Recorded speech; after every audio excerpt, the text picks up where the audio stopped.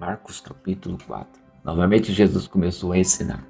À beira reuniu-se ao seu redor uma multidão tão grande que ele teve que entrar no barco e assentar-se nele. O barco estava no mar enquanto todo o povo ficava na beira da praia. E ele lhes ensinava muitas coisas por parábolas, dizendo em seu ensino: ouçam, o semeador saiu a semear. Enquanto lançava a semente, parte dela caiu à beira do caminho, e as aves vieram e a comeram. Parte dela caiu em terreno pedregoso, onde não havia muita terra, e logo brotou, porque a terra não era profunda. Mas, quando saiu o sol, as plantas se queimaram e secaram, porque não tinha raiz. Outra parte caiu entre espinhos, que cresceram e sufocaram as plantas, de forma que ela não deu fruto. Outra ainda caiu em boa terra, germinou, cresceu e deu boa colheita, a 30, 60 e até 100 por um. E acrescentou: aquele que tem ouvidos para ouvir, ouça. Quando ele ficou sozinho, os 12 e os outros que estavam ao seu redor lhe fizeram perguntas acerca das parábolas. E ele lhes disse: a vocês foi dado o mistério do reino de Deus, mas aos que estão fora tudo é dito por parábolas, a fim de que, ainda que vejam, não percebam, ainda que ouçam, não entendam. De outro modo, poderiam converter-se a ser perdoados. Então Jesus lhes perguntou: vocês não entenderam esta parábola? Como então compreenderão todas as outras?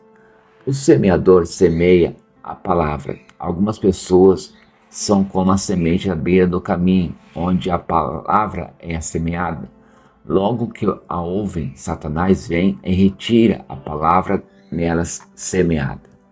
Outros, como a semente lançada em terreno pedregoso, ouvem a palavra e logo a recebem com alegria. Todavia, visto que não tem raiz em si mesma, permanecem por pouco tempo. Quando surge alguma tribulação ou perseguição por causa da palavra, logo a abandonam.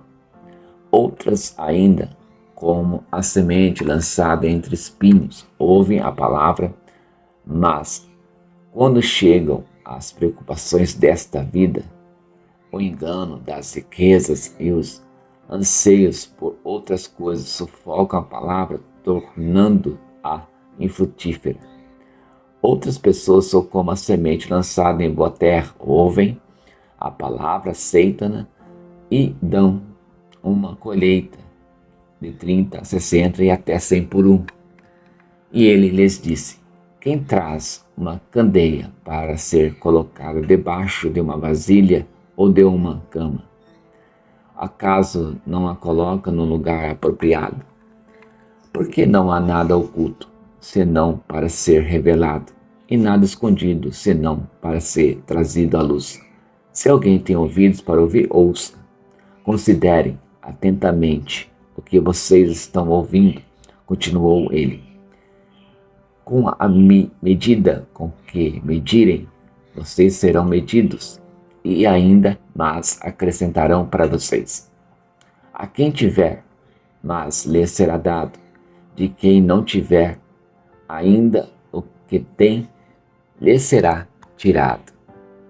Ele prosseguiu dizendo: o reino de Deus é semelhante a um homem que lança semente sobre a terra, noite e dia, estando ele dormindo ou acordado. A semente germina e cresce, embora ele não saiba como. A terra por si própria produz o grão, primeiro o talo, depois a espiga e então o grão cheio na espiga. Logo que o grão fica maduro, o homem lhe passa a foice, porque chegou a colheita. Novamente ele disse: com que compararemos o reino de Deus? Que parábola usaremos para descrevê-lo? É como um grão de mostarda, que é a menor semente que se planta na terra. No entanto, uma vez plantado, cresce e se torna uma das maiores plantas, com ramos tão grandes que as aves do céu podem abrigar-se à sua sombra. Como muitas parábolas semelhantes, Jesus lhes anunciava a palavra, tanto quanto podiam receber. Não lhes dizia nada sem usar alguma parábola.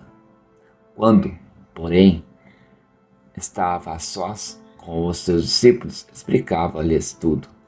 Naquele dia, ao anoitecer, diz ele aos seus discípulos: Vamos para o outro lado.